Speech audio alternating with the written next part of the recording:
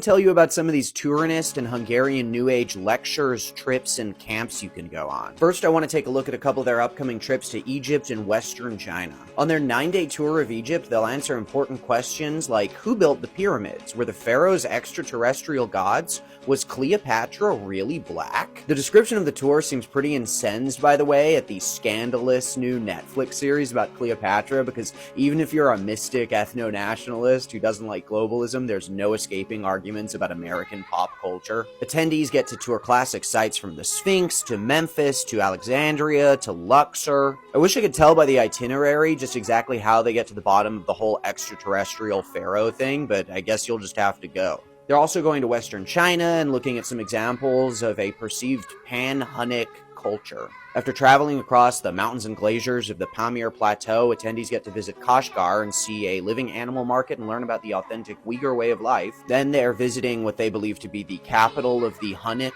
culture, as well as some important partial horse burials found around there. As for the lectures you can attend, you can learn about healing and spells in the holy books, biblical landscapes, fatal times, a Taltosh star chariot, as well as some end-of-the-world prophecies of the ancient primordial Taltosh religion. So of the many Hungarian native faith and ancient religion tendencies, the Pap Santai is the dominant clique represented here. They conceive of an ancient Scythian religion with a Christian character as well, and shamanic priests, skull symbology, elements from Buddhism, Manichaeanism, Zoroastrianism, and more. Scholars researching the circle have documented some really wild lore, from secret friar orders to Egyptian connections, claims that the centuries between the 6th and 9th never happened, an elixir of life, and mystical powers imbued in the Hungarian crown.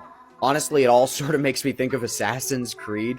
Know as well that there's a ton of infighting within these native faith circles, so in addition to most Hungarians believing that this is hokum, a lot of the other Taltosh people do too. And it's so interesting how it always comes back down to linguistics too. In a description of one educational 5-day camp that you can attend, you get to learn the foundations of the 19th century grammar of the academy, which they say contradicts the mainstream Finno-Ugric thesis and other current linguistic trends. But as a great lover of the Hungarian language, I'm afraid I've got to agree with them that learning it really does open up your mind, spirit, and view on life.